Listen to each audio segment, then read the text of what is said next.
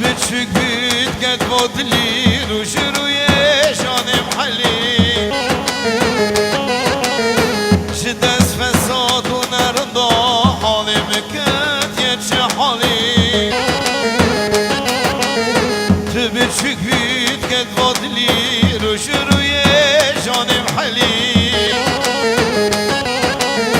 شدس فساد ونرضى حالي مكات يتش حالي